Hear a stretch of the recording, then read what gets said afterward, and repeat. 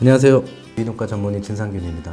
우리가 일상생활에서 양치질은 하루에 2회 내지 3회 정도 하고 있는데요. 코세척은 거의 하지 않는 것이 일반적입니다. 코세척을 더 열심히 한다면 전염병의 예방, 비염, 축농증의 완화, 후각 손실에 따른 후각 기능을 다시 되돌릴 수 있는데 큰 도움을 줄 수 있습니다. 중요한 거는 어떻게 코세척을 하느냐, 방법에 대한 건데요. 수돗물로 하시는 분들이 있고 정수물로 하시는 분들이 있고 히말라야에서 온 소금을 갖고 소금물을 만드신 분도 있습니다. 이런 것들은 절대 안 됩니다.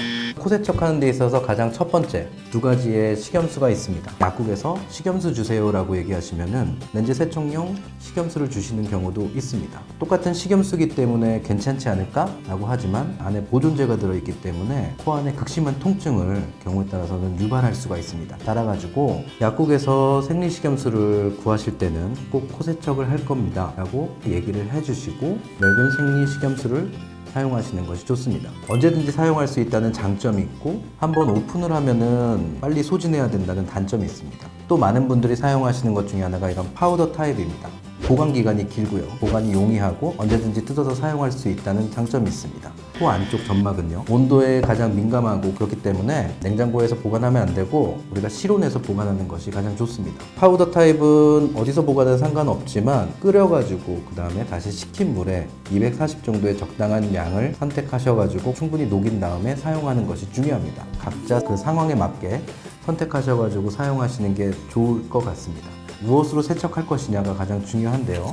일반적으로 병원에서 제공할 수 있는 주사기, 방송에도 많이 나왔던 코 세척 용기, 장점과 단점이 같이 있는데요. 주사기 같은 경우 쉽게 구할 수 있고 저렴하지만 압력 조절에 실패해서 세게 할 경우에는 자칫하면은 코피가 날 수 있어요. 그에 반면에 코 세척 용기는 세게 누르든 약하게 누르든 코 안쪽으로 일정한 압력으로 들어갈 수 있는 장점이 있습니다. 또한 입구 부분이 코 안쪽에 둥글게 되어 있기 때문에 방향을 타지 않지만요. 주사기 같은 경우는 방향을 타가지고 코 안쪽 비강 전체를 세척을 하지 못하는 경우도 있습니다. 우리가 코 안쪽에 세척할 때 어느 방향으로 해야 될까요? 쉽게 오인할 수 있는 게 코는 이 방향으로 생겼기 때문에 이렇게 넣어서 되지 않느냐? 라고 하지만 이거는 천장에 뿌리는 거랑 똑같은 효과가 있어요. 코 안쪽은 이 안쪽에서 퍼지기 때문에 넣고 살짝 들어서 진행 방향을 15도로 정도로 잡고 쭉 진행해 주시는 게 좋습니다. 즉 구강과 비강은 평행한다고 생각을 하시는 게 좋을 것 같아요. 그래서 이 세척 용기를 사용하는 경우와 주사기를 사용한 경우 각도가 중요합니다.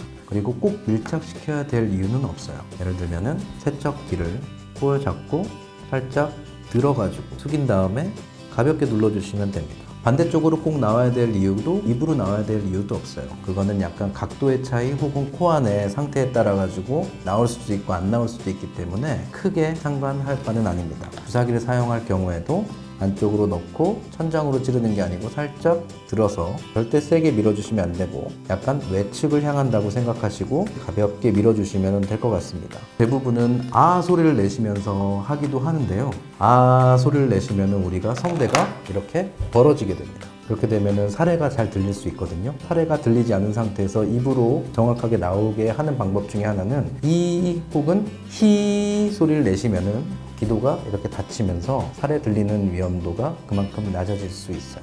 그리고 또 하나는 통증이 있을 수 있는데 입구 부분의 통증, 귀에서의 통증, 두통, 안면통 같은 게 있을 수 있는데 세척 이후에 코 안에 생리식염수가 남았다고 해가지고 코를 풀어버릴 때 식염수가 귀 쪽으로 들어가기 때문에 귀의 통증을 유발할 수가 있습니다. 따라가지고 세척한 이후에는 바로 코를 풀지 말고 가볍게 이렇게 밀어주는 식으로 흘려 보내주시는 게 더 좋을 것 같고요.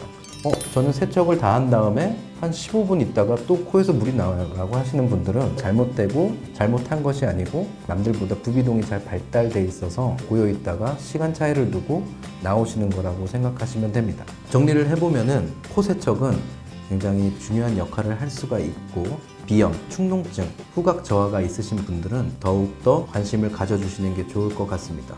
이러한 코 세척은 올바른 세척 도구와 세척액을 사용하는 것이 중요하며 하루에 한 번 내지 두 번 혹은 이틀에 한 번 정도 올바르게 적당하게 적당한 압력으로 세척을 시행하는 것이 좋습니다.